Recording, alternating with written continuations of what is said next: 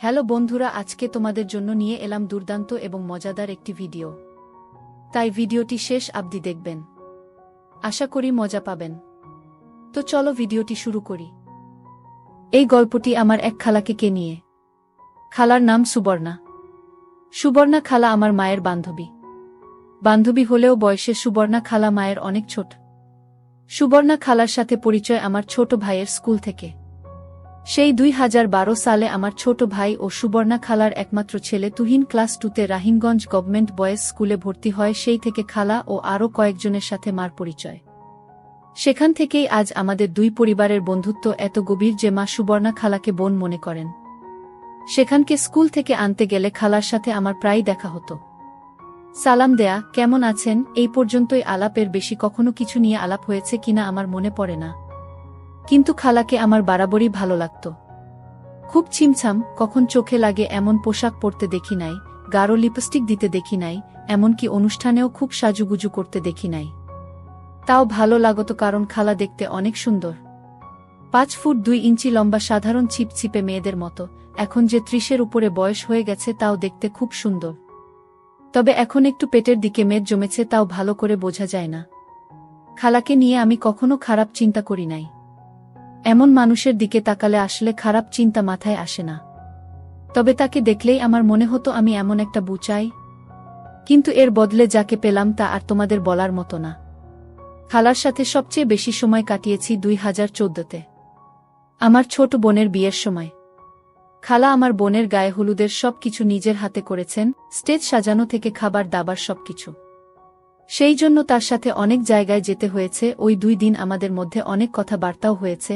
তখন আমার গার্লফ্রেন্ড ছিল, এটা সে কি করে যেন বুঝে যায়। এটা নিয়ে খালা আমাকে অনেক কথা বলতো। শুধু একটা ব্যাপার ছিল, আমাদের মাঝে চোখে চোখে একটা কেমন ব্যাপার ছিল। খালা আমার চোখের দিকে তাকালেই চোখ সরিয়ে নিতেন, আর মাঝে মাঝেই লক্ষ্য করতাম তার মুখে একটা মুচকি হাসি। আমি আগে কখনো এই সব বিষয়ে গুরুত্ব দেই নাই। এখন ঘটনা বর্ণনা করতে গিয়ে আমি আসলে বুঝতে পেরেছি আমাদের মাঝে একটা রসায়ন সবসময় কাজ করত। আমার বোনের বিয়ের কয়েক মাস পরেই ফারুক আঙ্কেল, খালার জামাই, এর হিলি বর্ডারে পোস্টিং হয়ে যায়, আর তারা পরিবারের সবাই চলে যান ঢাকা থেকে। 2018-তে তুহিনের এসএসসি পরীক্ষা শেষ হবার পর কলেজে ভর্তি করতে খালা তুহিনকে নিয়ে ঢাকায় চলে আসেন। সেই বছর আমার বিয়েতেও খালা অনেক সাহায্য করেন। সবকিছুই তার নজরদারিতে ছিল। সবচেয়ে মজার কথা মনে পড়ে, আমাদের বাসর রাত হয় হোটেলে। খালা আমাদের হোটেলে দিয়ে আসতে যান। আসার সময় আমার কানে কানে বলে দেন, লাগেজের উপরের পকেটে আছে, হাত দিলেই পাবা। আমি তখন ব্যাপারটা বুঝতে পারি নাই। লাগেজ খুলে পকেটে হাত দিয়ে দেখি 2টা প্যাকেট। তারপর আমার ছাড়াছাড়ির পরে খালার সাথে অনেকবার কথা হয়। মেয়েদের মন মানসিকতা কেমন হয়, কখন কি করতে হয় তা বুঝানোর চেষ্টা করতেন। সে সময় মানসিকভাবে আমি তার উপর অনেকটাই নির্ভরশীল হয়ে যাই।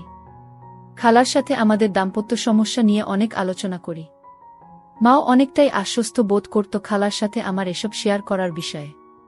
কারণ মা খালার কাছ থেকে জানতে পারত আমার মনে অবস্থা।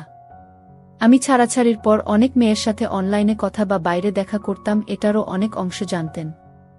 উনি অনেকবার না করেছেন এসব থেকে যেন দূরে থাকি। এদের মাঝে খালার অন্য এক বান্ধবীর বোনও ছিল, যার সাথে আমি কয়েকবার করি। গত বছর সেই মেয়ের বাসা থেকে বিয়ের জন্য প্রস্তাব দেয়ার একটা পায়তারা করা হয়, কিন্তু খালা কি বলে যেন ফিরিয়ে দেন। এই হলো খালার সাথে আমার রিলেশন। এর বাইরে আমি কোনোদিন কিছু ভাবি নাই, কিছু হবার কোনো সুযোগ ছিল এমন আভাসও পাই নাই। যাক, অনেক ইতিহাস বলে ফেললাম, এবার মূল গল্পে যাওয়া যাক। কিছুদিন পর আমি মায়ানমার চলে আসি। মায়ানমারেও আমাদের মতো নববর্ষ পালন করে, তবে তাদেরটা একটু ভিন্ন এবং আরও অনেক বড়। আমাদের তো একদিন পালন করি, পহেলা বৈশাখ বা 14 এপ্রিল, কিন্তু মায়ানমার এই উৎসব 5 দিন ব্যাপী। ওদের তার নাম থিনজিয়ান। এই উৎসবের মূল আকর্ষণ পানি খেলা ঘিরে। আমাদের পাহাড়িরাও এভাবে নববর্ষ পালন করে।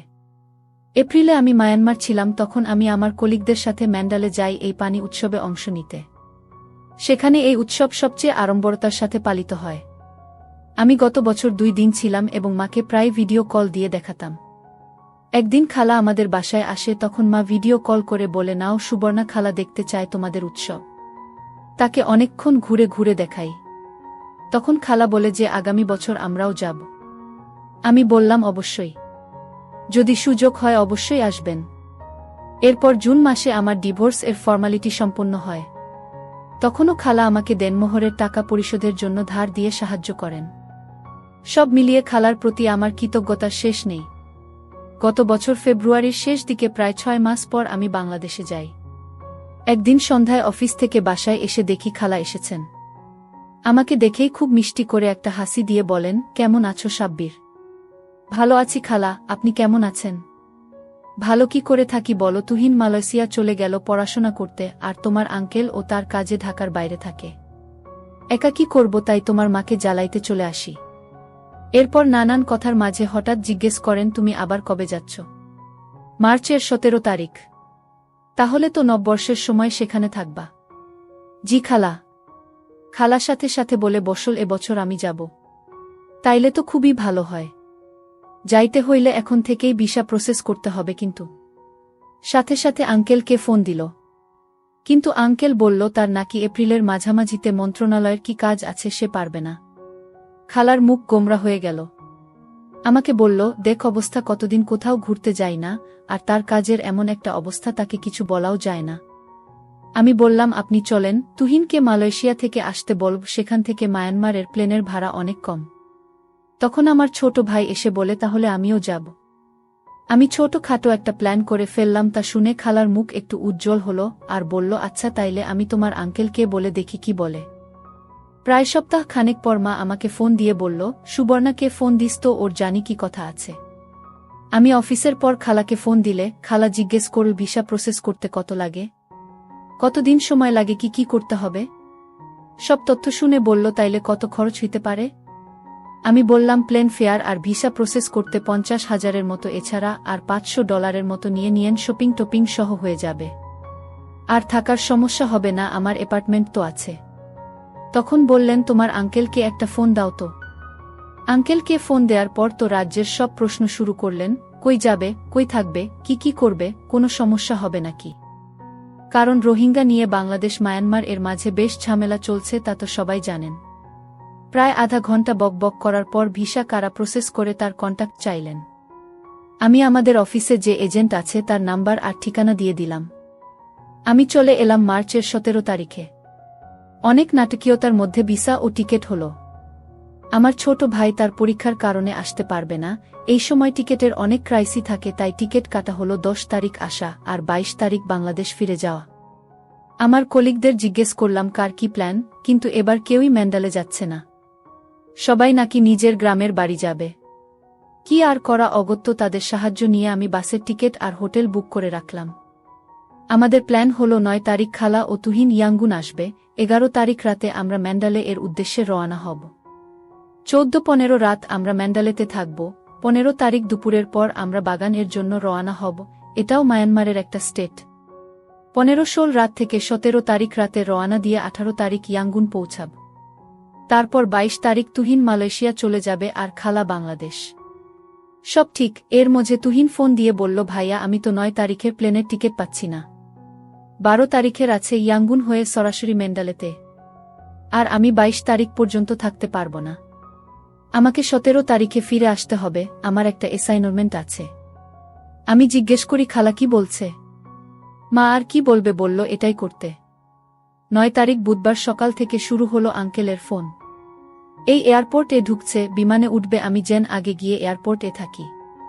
বন্ধের আগের কাজ নিয়ে আমি এমনিতেই ব্যস্ত, তাই এয়ারপোর্টে যাইতে পারলাম না। আমি আমার কোম্পানির ড্রাইভারকে বাসার চাবি দিয়ে পাঠাইলাম, সাথে একটা সিম দিয়ে দিলাম ইন্টারনেট সহ। ড্রাইভারকে খালার একটা ছবি দিয়ে বললাম, একে এয়ারপোর্ট থেকে আমার বাসায় দিয়ে আসবা। সে ছবি দেখে ভাঙা ভাঙা ইংরেজিতে বলে, তোমার বউ তো খুব সুন্দর। আমিও ভাঙা ভাঙা মায়ানমার ভাষায় ঝাড়ি দিয়ে বলি, ফাইজলামি কম কর, এইটা আমার বউ না, আমার খালা। বেটা বলে, কিন্তু এ তো দেখতে হেব্বি সুন্দর। আমি এমনিতেই একটা কাজ নিয়ে ঝামেলায় ছিলাম, তার বক বক এ আরও মেজাজ খারাপ হয়ে গেল। আমি আরও রেগে গিয়ে বললাম, তুই যাবি না, আমি অন্য কাউকে পাঠাবো। ফ্লাইট 2টায় নামে খালার বের হয়ে ড্রাইভারকে পেতে তেমন কষ্ট হয় নাই। গাড়িতে উঠেই আমাকে ফোন করেন। আমি ক্ষমা চেয়ে বললাম, খালা আপনি ওর সাথে বাসায় যান, আমি আসতেছি একটু পরেই। একটু পরে তো দূরের কথা, আমার কাজ শেষ হইতে হইতে 6টা বেজে গেল। অফিস থেকে আমার বাসা হেঁটে যেতে 15 মিনিট লাগে। আমি একটা রেসিডেন্সিয়াল এলাকায় একটা কন্ডোতে 700 স্কয়ার ফিট এর স্টুডিও অ্যাপার্টমেন্ট এ ভাড়া থাকি। অ্যাপার্টমেন্টটা অনেক সুন্দর, কিন্তু সমস্যা হলো প্রাইভেসি নেই, মানে একটা রুম আর বাথরুম। যেহেতু আমি একা থাকি তাই সমস্যা নেই, কিন্তু খালা কি করে থাকবে? আমি বাসায় গিয়ে দরজায় কড়া নাড়তেই খালা দরজা খুললেন। তিনি একটা সাদা সালোয়ার কামিজ পরা মাত্র ঘুম থেকে উঠলেন। হয়তো কি সুন্দর যে দেখাচ্ছে তাকে ধুলু ধুলু চোখে, আমি ভাষায় প্রকাশ করতে পারব না। সাথে সাথে আমার ড্রাইভারের কথা মনে পড়ে গেল। বেটা বলতেছিল আমার বউ নাকি অনেক সুন্দর। ইস, উনি যদি সত্যি আমার বউ হতো। খালার কথায় আমার সম্বিত ফিরে এলো। আমাকে বলল, কি হলো, দরজায় দাঁড়িয়ে থাকবে নাকি? আমি সালাম দিয়ে হাসি মুখে বললাম, কেমন আছেন খালা? ভালো, তুমি তো ব্যস্ত বাবু, এয়ারপোর্ট ও আসতে পারলে না। আমি একটু অপরাধ সূচক হাসি দিয়ে বললাম, প্রায় 1 সপ্তাহ বন্ধ। বাংলাদেশের অফিসে অনেকগুলো রিপোর্ট পাঠাতে হবে, অন্যদেরকে কাজ বুঝিয়ে দিতে হচ্ছে, সব শেষ না করলে এই ছুটির মধ্যে ঝামেলা করবে। তাই চেষ্টা করছি এই সময়ের মধ্যে শেষ করতে। আর তো একদিন আছে অফিসের, যেহেতু অনেকেই নিজের গ্রামের বাড়িতে যাবে তাই অফিস শুক্রবারে ছুটি ঘোষণা করেছে। আমি কাঁধের ব্যাগ নামিয়ে রাখতে রাখতে খালা বললেন তার চরম ক্ষুধা লাগছে। আমি বললাম, হায় হায়, আপনি কিছুই খান নাই? ফ্রিজে তো খাবার ছিল, গরম করে খেয়ে নিতেন। খালা মুখ ভেঙচে বলল, কি নাকি রাখছো তার নাই ঠিক, গরু ভেবে শুকর খেয়ে বসে থাক তারপর। আমি বললাম, আচ্ছা চলেন বাইরে কোথাও খাই। 7টায় বের হলাম বাসার গলি থেকে। বের হয়ে প্রধান সড়ক ধরে কিছু দূর হাঁটলেই একটা রেস্টুরেন্ট আছে। এদের রান্নাটা বেশ ভালো, ভারতীয় স্টাইলে কিছু আইটেম পাওয়া যায়। খালা অবশ্য খুব বেশি পছন্দ করেছেন বলে মনে হয় না, অর্ধেক কোনো রকম খেয়ে রেখে দিলেন। তারপর জিজ্ঞেস করলেন, এই যে গ্লাসে করে খাচ্ছে এগুলো বিয়ার না? বিয়ার কত করে? আমি বললাম, হ্যাঁ বিয়ার, এখানে অনেক সস্তা। আমি খাব এখন? না, কিনে নাও, বাসায় খাব। আমি কৌতূহলী দৃষ্টিতে তাকিয়ে আছি দেখে ধমক দিলেন, এভাবে তাকানোর কি হলো? নাও। আমি 2টা 500 ml এর বোতল দিতে বললাম। তারপর বিল চুকিয়ে জিজ্ঞেস করলাম, কোথাও যাবেন আর? না, অনেক গরম লাগছে, একটু পর অস্বস্তি লাগা শুরু হবে। চল বাসায় যাই। তারপর ধীর পায়ে হেঁটে হেঁটে বাসার দিকে এগোলাম। বাসার লিফট এ উঠে খালা আমার দিকে এক দৃষ্টিতে তাকিয়ে আছেন। আমার কেমন যেন ইতস্তত লাগছে। আমি খালার দিকে তাকিয়ে জিজ্ঞেস করলাম, কিছু বলবেন? খালা না বোধক মাথা নাড়লেন। বাসায় ঢুকার আগেই খালার মোবাইল বেজে উঠল। আঙ্কেলের ফোন। রুমে ঢুকে এসি ছেড়ে ওড়না ছুঁড়ে ফেলে বিছানায় চিত হয়ে শুয়ে পড়লেন। সেই সময় তার যে একটা দুলুনি দিল কি আর বলবো। আমি বাথরুমে গেলাম। অফিস থেকে এসে ফ্রেশ হই নাই, তাই সরাসরি গোসল করে ঘরের জামা কাপড় পরে নিলাম। খালার কথা বলা শেষ, একটু পর মা ফোন দিল। তিনি তো আমার বাসার পুঙ্খানুপুঙ্খ বিবরণ দেয়া শুরু করলেন। ফ্রিজের পাশে রাখা বোতল দিকে ইশারায় বললেন, বলে দিব? আমি 2 হাত জোর করে বললাম না। তিনি অন্যদিকে টপিক নিয়ে গেলেন, আরও রাজ্যের কথা বললেন। তারপর আরও কয়েকজনকে ফোন করলেন। এই করতে করতে রাত 11টা বাজালেন। আমার বাসায় কোনো টিভি নেই, তাই খালার করার মতো কিছু নেই। এটা যেহেতু স্টুডিও অ্যাপার্টমেন্ট তাই কোনো আড়ালও নেই। আমি বারান্দা থেকে কাপড় মেলার দড়িটা এনে ঘরে বেঁধে পর্দা দেবার চেষ্টা করলাম, বাঁধার মতো তেমন জায়গা করতে পারছি না। খালা আমার কার্যকলাপ অনেকক্ষণ যাবত লক্ষ্য করছিলেন ফোনে কথা বলতে বলতে। ফোনটা রেখেই উনি বললেন, আমার সামনে এত লজ্জা লাগে? আমি বললাম, কই? এই যে পর্দা টানাচ্ছ যে, আমি তো আপনার জন্য করছিলাম। আমি কি বলছি এসব করতে? রিল্যাক্স, কাঁথা গায়ে দিয়ে শুইলেই হবে, এসি তো আছেই। আমি বললাম, ওহ তাইত। তারপর তিনি বিয়ারের বোতল হাতে নিলেন। আমি বললাম, এইটা না নিয়ে করোনা এক্সট্রিম নিলে ভালো হতো, ওইটা অনেক মজা। তাও বোতল খুলে নিজেই গ্লাসে ঢাললেন। আমিও আমার বোতল হাতে নিলাম। তিনি একটু মুখে দিলেন। বুঝলাম ভালো লাগে নাই। জিজ্ঞেস করলাম, খেতে পারবেন? একটু তেতো কিন্তু খাওয়ার যোগ্য। এর আগে খেয়েছেন? না, রিয়ার খাই নাই, তবে ওয়াইন খেয়েছি কয়েকবার। তিনি বেশ কিছুক্ষণ এক গ্লাস বিয়ার খাওয়ার চেষ্টা করলেন, শেষ পর্যন্ত অসফল হলেন। আধা গ্লাসও শেষ করতে পারলেন না। আমি এর মধ্যে আমার বোতল শেষ করেছি। খালা বলল, আমার বাকিটুকুও খেয়ে নাও। খালা উঠে লাগেজ থেকে একটা নিয়ে বাথরুমে চলে গেলেন। আমি ল্যাপটপ খুলে ফেসবুক ঘাঁটতে লাগলাম। কিছুক্ষণ পর বের হলেন, লম্বা একটা মেকি পরা। ভেতরে পরা নাই সেটা বোঝাই যাচ্ছে। এই বয়সে তার শ্যাপ দেখে আমি অবাক। এর আগে কখনো ওনাকে সেভাবে খেয়াল করি নাই, কিন্তু এখন দেখে আমার যেন তার প্রতি আকর্ষণ আরও বাড়িয়ে দিয়েছে। যাই হোক, এসেই তিনি বিছানায় চাদরের নিচে চলে গেলেন। আমাকে জিজ্ঞেস করলেন, তুমি কই ঘুমাবা? যদিও আমার বিছানা ডাবল সাইজ ম্যাট্রেস, তাও বললাম, এই যে পাটি আর তোষক, এখানে শুয়ে পড়ব। খালা কিছু বলতে গিয়ে আর বললেন না। কিছুক্ষণ পর জিজ্ঞেস করলেন, কয়টায় উঠো? 8টার দিকে উঠলেই হয়। অফিস তো 9টা থেকে। ও আচ্ছা। তিনি এবার তার ফোনের দিকে মনোযোগ দিলেন। আমি বেশ কিছুক্ষণ তার দিকে এক পলকে তাকিয়ে রইলাম। মাথা ভর্তি এক ঝাঁক চুল, এর মাঝে গোল মুখটা লাইটের আলোতে খুবই সুন্দর লাগছে। চোখের দুই পাশে বয়সের একটু ছাপ দেখা গেলে মুখের উজ্জ্বলতা কমে নাই। খালা মোবাইল দেখতে দেখতে বললেন, কি বাবা, কিছু বলবা? আমি বললাম, না খালা, আপনি এখনো অনেক সুন্দর, সেটাই দেখছি। তিনি চোখ উঠিয়ে বললেন, তাই নাকি? আমি কোথায় যেন কৌতুকে পড়েছিলাম, বিয়ার গেলে নাকি বুড়িকে ছুরি মনে হয়। আমি তার কথা শুনে জোরে হেসে উঠলাম। খালাও আমার সাথে অনেকক্ষণ হাসলেন। যাই হোক, আমি উঠে বিছানা করলাম। ঘড়িতে তখন 12টার কাছাকাছি হবে। তিনি জিজ্ঞেস করলেন, ঋতুর সাথে তোমার আর যোগাযোগ হয়েছে? ঋতু আমার আগের গার্লফ্রেন্ড। না, কোনো যোগাযোগ হয় নাই। আচ্ছা, ঘুমিয়ে পড়। সিগারেট খাইতে ইচ্ছা করছিল, কিন্তু সাহস হইল না। খালা ফ্রেন্ডলি আচরণ করছেন, তাই বলে অসম্মান দেখানো উচিত হবে না। অগত্যা ঘুমানোর চেষ্টা করলাম। সকালে উঠে দেখি আমার ঊর্ধ্বমুখী হয়ে আছে। বিছানায় খালা নেই। ঘড়িতে 8:10 বাজে দেখে লাফ দিয়ে উঠলাম। বাথরুমে যাওয়ার সময় দেখলাম মেকি পরে চুলার সামনে কি যেন করছেন। আমি বাথরুমে ফ্রেশ হয়ে ড্রেসিং রুমে এসে দেখি আমার অফিসের পরে যাওয়ার মতো শার্ট প্যান্ট নেই। অগত্যা টাওয়াল পরে বের হলাম। খালা উবু হয়ে বিছানা গোছাচ্ছিলেন, পেছন থেকে তাকে বেশ ভালোই বোঝা যাচ্ছে। আমি আলমারি থেকে প্যান্ট শার্ট নিয়ে ড্রেসিং রুমে যাওয়ার সময় খালার সাথে চোখে চোখ পড়তেই অন্যদিকে সরিয়ে নিলেন আর মুখে একটা মুচকি দিল। আমি পোশাক পরে বের হয়ে দেখি বেশ আয়োজন করেই নাস্তা তৈরি করেছেন। আমি নাস্তা করছি, খালার মুখে এখনও সেই দুষ্ট হাসি। তিনি মোবাইলে কি যেন দেখছেন আর মিট মিট করে হাসছেন। আমি জিজ্ঞেস করলাম, কি দেখছেন? উনি স্ক্রিনটা ঘোরাতেই আমার কান দিয়ে যেন ধোয়া বের হইতে শুরু করল। আমার ঊর্ধ্বমুখী রাতের সেই ছবি। খালা তো হেসে কুটি কুটি অবস্থা। জিজ্ঞেস করলেন, এই জন্যই পর্দা টানাইতে চাইছিলা? আমি কি বলবো তাই তো ভেবে পাচ্ছি না। খালা আমার সাথে এমন মজা করবেন তা আমি স্বপ্নেও ভাবি নাই। আমার অফিসের জন্য দেরি হচ্ছিল, তাই আর কথা না বাড়িয়ে কোনো রকমে নাস্তা করে বের হব। তখন খালা বললেন, আমার কিছু জিনিসপত্র কিনতে হবে। কই যাব? বললাম, আমি বিকেলে তাড়াতাড়ি চলে আসব, তারপর নিয়ে যাব। তাও বললাম, গুগল করলেই সব লোকেশন পেয়ে যাবেন। আর গ্রাবি সফটওয়্যারটা ডাউনলোড করে রেজিস্ট্রেশন করে দিলাম, যেন ট্যাক্সি ডেকে কোথাও যেতে পারেন। সারাদিন খুব ব্যস্ত গেল। দুপুরে খাওয়ার সময় খালাকে ফোন দিলাম খাওয়া দাওয়ার খবর জানতে। বললেন তিনি মুরগি রান্না করেছেন আর আলু ভর্তা ডাল রান্না করেছেন। 4টার দিকে অফিস ছুটি হয়ে গেল। আমি সব কাজ ঠিকমতো শেষ করে বাসায় যেতে 4:30টার মতো বাজল। বাসায় গিয়ে নক করে অনেকক্ষণ দাঁড়িয়ে রইলাম। খালা দরজা খুললেন। তাড়াহুড়ো করে যে জামা পরেছেন সেটা কাঁধের কাছে ভাঁজ হয়ে থাকা দেখেই বোঝা যাচ্ছে। ঘরে ঢুকতেই খালা বলল, আমার কাপড়গুলো দেখো তো, এগুলো ঠিক আছে নাকি? না, আর কিছু লাগবে?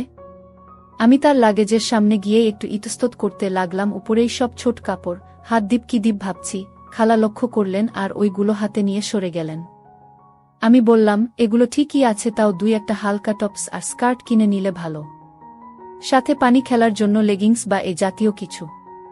আমি তারা দিলাম। ছুটি শুরু হয়ে গেছে, আমরা তাড়াতাড়ি বের হই, নইলে মার্কেট বন্ধ হয়ে যাবে। আমরা 5:30-এর দিকে বের হলাম। বাইরে ভয়ঙ্কর গরম। আমরা বাসার থেকে একটু দূরে একটা শপিং মলে গেলাম। ঘুরে ঘুরে sandal, scarf, tops, skirt, clip আরও কত কিছু যে কিনা তার আর শেষ নেই। এর মাঝে তো আঙ্কেল অনবরত কল দিয়েই যাচ্ছে। আমার সাথেও কয়েকবার কথা বললেন। বিশাল শপিং মলে খালা সব দোকান ঘুরতে ঘুরতে একটা দোকানের সামনে হঠাৎ থেমে গেলেন। আমি ঠিক খেয়াল করি নাই, কিছু দূর যাওয়ার পর দেখি খালা পাশে নেই। মার্কেট বন্ধ হবার সময় হয়ে গেছে, তাই তাড়া দিতে আমি একটু আগায় যাইতেই দেখি খালা একটা দোকানের সামনে দাঁড়ানো। আমি ডাকতেই আমার দিকে হেঁটে আসতে লাগলেন। আমি জিজ্ঞেস করলাম, আর কিছু লাগবে? বলল, এভাবে কিনতে থাকলে পুরো মার্কেট কেনা হয়ে যাবে। যা দরকার ছিল কেনা হয়ে গেছে। চলো চলে যাই। তো আমরা সেই পথেই হেঁটে যাচ্ছিলাম, যে দোকানের সামনে খালা দাঁড়িয়েছিল সেটা লক্ষ্য করলাম। এটা একটা লঞ্জেরির দোকান। আর ডোলে পরানো একটা ডিজাইনার লঞ্জেরি দেখছিলেন। একটা ছোট কাপড়, খুবই সুন্দর, পিঙ্কের মাঝে লাল ডিজাইন। আমি আর তেমন কিছু ভাবলাম না। বাসায় আসতে আসতে অনেক কথা হলো।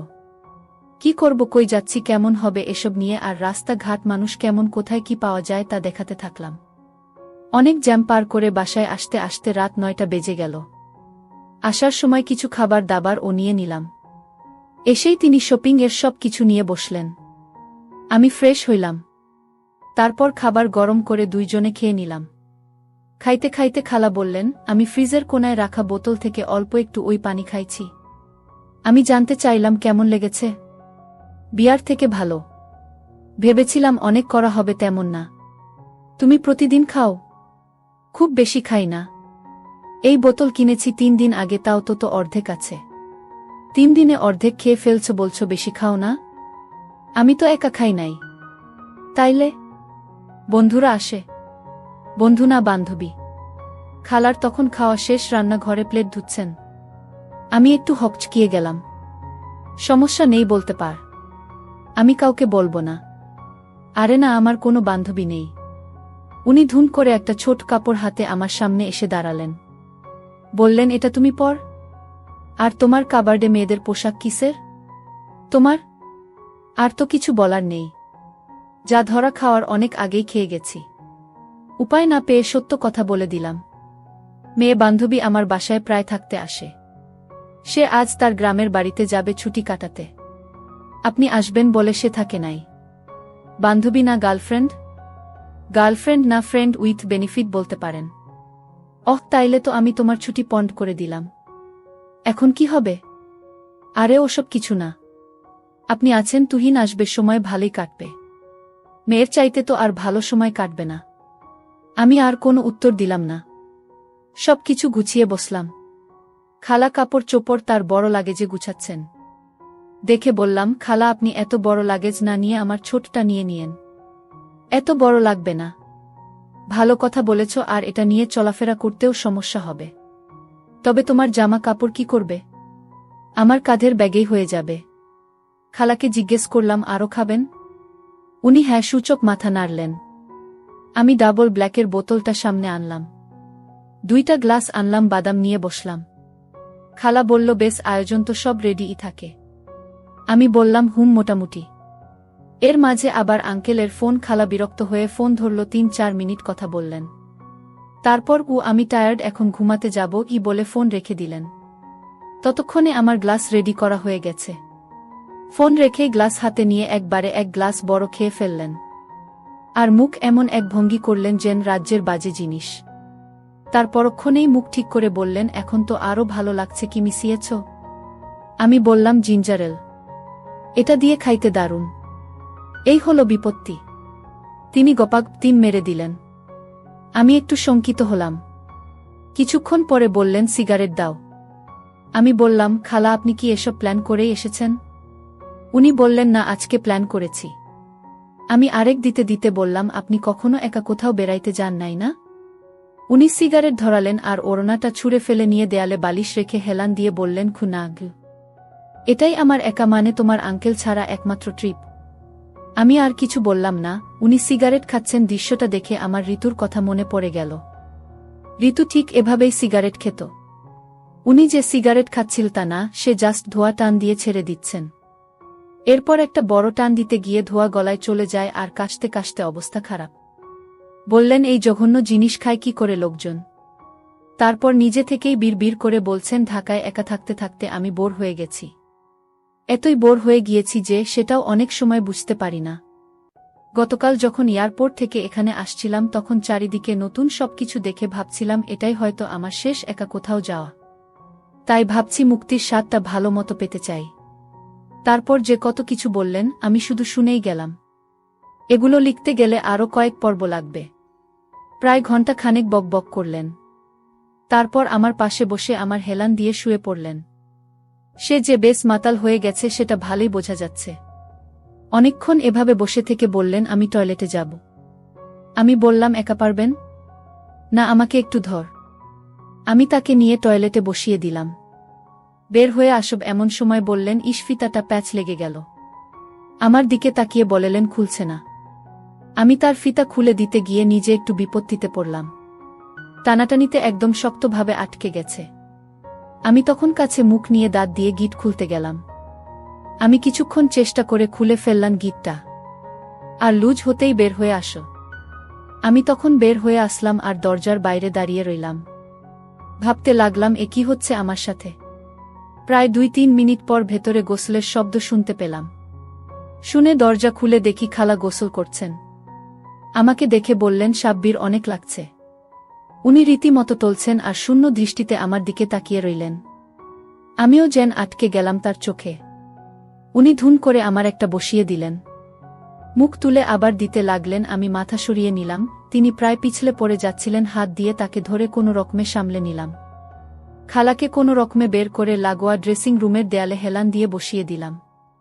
কিন্তু সেদিকে লক্ষ্য করার সময় নেই। তিনি যেভাবে টলছেন, সামনে গ্লাস বোতল রাখা, সেগুলোর উপর না হুমড়ি খেয়ে পড়েন। তাই আমি ছুটে গিয়ে তাকে ধরি। আমি নিজেকে সামলে আবার খালার দিকে মনোযোগ দিলাম। আমার শক্ত হয়ে আছে, কিন্তু উনি গভীর ঘুমে মগ্ন। কিন্তু তার মমতার কথা ভেবে আর এই 2 কদম পা যেন চলল না। সিগারেটটা শেষ করে বাথরুমে গেলাম। তারপর বিছানায় এসে শুয়ে পড়লাম। সকালে ঘুম ভাঙল 9টায়। উঠে দেখি খালা বিছানায় নেই। রান্নাঘরে খুটখুট শব্দ হচ্ছে। গতকালকের মতো আজকেও আমার ছোটা রুস্তম ঊর্ধ্বমুখী। কিন্তু এর চাইতেও বড় ব্যাপার, এখন খালার সামনে কি করে যাব। আমার কেমন যেন অস্বস্তি লাগছে। আমি উঠে বাথরুমে চলে গেলাম। ফ্রেশ হয়েও বের হইতে ইচ্ছা করছে না।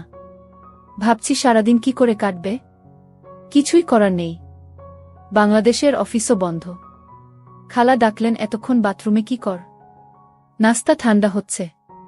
বেশ স্বাভাবিক স্বরেই ডাকলেন। টাওয়াল হাতে বের হলাম। খালা একটা ফ্রক পরে আছেন। ড্রেসটা তো বেশ সুন্দর। কবে কিনলেন? গতকাল কিনেছি। কখন খেয়াল করি নাই তো। খেয়াল থাকবে কেমনে?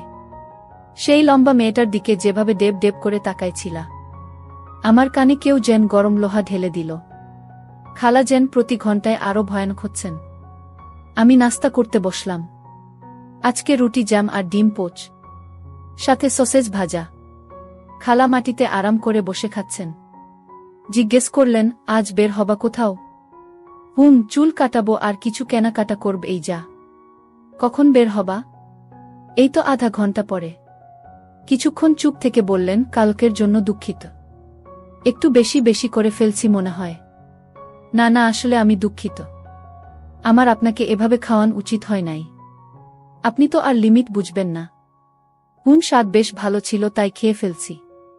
তারপর আর কিছুই মনে নাই। আমি জিজ্ঞেস করলাম, কিছুই মনে নাই? উনি একটু ভীত স্বরে বললেন, আমরা কি? আর কিছু বলছেন না। আমি তার দিকে তাকিয়ে কথা শেষ করার অপেক্ষায়। তারপর পাল্টা প্রশ্ন করলাম, আমরা কি? কিছু না। আমি বুঝতে পারছি খালা কি বলতে চাচ্ছে, কিন্তু আমি আর ওই শব্দটা আমাদের মাঝে আনতে চাচ্ছি না। খাওয়া দাওয়া শেষ করে রেডি হলাম। খালাকে আমার লাগেজটা বের করে দিলাম, যেন উনি কাপড় চোপড় গুছিয়ে নেন। আজ রাত 8টায় আমাদের বাস। আমি বের হতে হতে শুনলাম আঙ্কেল ফোন দিয়েছেন। আমি চুল কাটালাম, মার্কেটে গিয়ে 2টা প্যান্ট কিনলাম, টি শার্ট কিনলাম। তারপর কিছু সাধারণ ঔষধ কিনে নিলাম। প্রায় 12টার দিকে খালাকে ফোন করে বললাম, প্রথম দিন যে রেস্টুরেন্টে খেয়েছিলাম সেখানে আসতে, যেন দুপুরের খাবার খাইতে পারি। 12:30টার দিকে খালা আসলেন। তিনি জামা চেঞ্জ করেন নাই, শুধু একটা স্কার্ফ জড়িয়ে চলে এসেছেন। তাকে ফ্রকে বেশ সুন্দর লাগছে। বয়স যেন 10 বছর কমে গেছে। দুপুরের খাবার শেষ করে আমরা বাসায় ফিরলাম 1:15টার দিকে। লিফট এ উঠে মোবাইলের গ্যালারিতে কি যেন জানি দেখলাম, আর গতকাল রাতের খালার নিতম্বের ছবিটা দেখে এমনি একটা দুষ্ট হাসি যেন আমার ঠোঁটে চলে আসে। খালা খেয়াল করে বলেন, কি ব্যাপার, হাসো কেন? আমি কিছু না ভেবেই তার দিকে স্ক্রিনটা ঘুরিয়ে দেই। সে স্ক্রিনের দিকে তাকিয়েই চোখ বড় বড় করে আমার দিকে কিছুক্ষণ তাকিয়ে থাকেন। তারপর আমার উপর ঝাঁপিয়ে পড়েন, ডিলিট করো, এখন ডিলিট করো। তিনি আমাকে ধরে আমার হাত থেকে মোবাইলটা ছিনিয়ে নিতে চাইছেন। কিন্তু উচ্চতার কারণে নাগাল পাচ্ছেন না। আমার হাতের স্পিং ব্যাগ টান লেগে ছিঁড়ে গেল। কাপড় চোপড় মেঝেতে। তাও তিনি মোবাইল নেয়ার জন্য চেষ্টা করছেন। লিফট 9 তলায় থামল, দরজা খুল আর পাশের বাসার মহিলা আমাদের দিকে তাকিয়ে আছে। খালা বিদ্যুতের মতো আমাকে ছেড়ে সরে গেলেন। আমি কোনো রকম কাপড়গুলো নিয়ে আমার ফ্ল্যাটের দরজার সামনে গেলাম। খালা হাসছেন মিটিমিটি। আমি দরজা খুলে ভেতরে ঢুকতেই বলল, আর কি ছবি তুলছ? আর কিছু তুলি নাই। ডিলিট কর। আমারটা করেছেন? তোমারটা কি কাপড় ছাড়া? তাতে কি?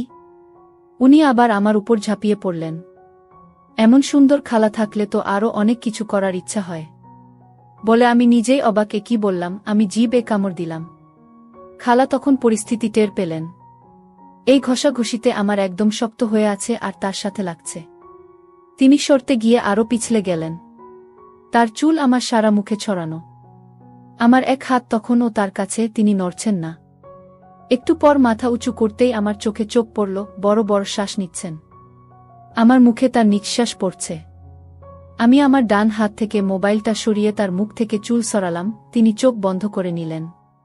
খালা আমাকে কাছ থেকে এক ঝটকায় দূরে সরে কোনায় গিয়ে বসলেন। আমি দ্বিধায় পড়ে গেলাম। তিনি কি রাগ করলেন? আমি কি বলব ভাবছি, এমন সময় তিনি দাঁড়ালেন, তার পরনে ফেলে দিলেন, তার ছোট কাপড় ছাড়া আর কিছু নেই। ঘটনার আকস্মিকতায় আমি হতবাক। আমি তখনও এই ব্যাপারটার সাথে মনে হয় মানসিকভাবে খাপ খাওয়াতে পারছিলাম না, তাই আমি অ্যাক্টিভ হতে পারছি না। কিন্তু প্রায় মিনিট 10 পার হবার পরে খালা আমাকে জিজ্ঞেস করলেন, আমাকে ভালো লাগছে না? তখন আমার সম্বিত ফিরে আসল, আরে আমি তো কিছুই করছি না। তখন আমি বললাম, এত সুন্দর আপনি, আর আপনাকে ভালো লাগবে না?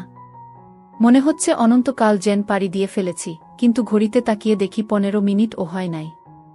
খালা কোনো কথা না বলে চলে গেলেন। হেঁটে যাওয়ার সময় তার দেখে আমার যেন আরেকবার নেচে উঠল। আমি ওই অবস্থাতেই রইলাম। প্রায় 5 মিনিট পর বের হলেন, কোনো কথা বললেন না। দুইজন নিশ্চুপ। খালা নীরবতা ভাঙলেন। আমাকে কি খুব খারাপ মনে হচ্ছে? একদম না, বলে তার দিকে তাকালাম আর হাসি দিয়ে বললাম, কি তবে আগের থেকে দিলে হয়তো শুরুটা আর সুন্দর করা যেত। আমাদের সময় তো শেষ হয়ে যায় নাই, বলে আমার আবার হাত দিলেন। এর মাঝে ফোন বেজে উঠল। খালা ফোন ধরলেন। আঙ্কেল ফোন দিয়েছে। তিনি কথা বলা শুরু করলেন। অনেকক্ষণ কথা বলছেন। আমি শুনতে শুনতে ঘুমিয়ে গেলাম।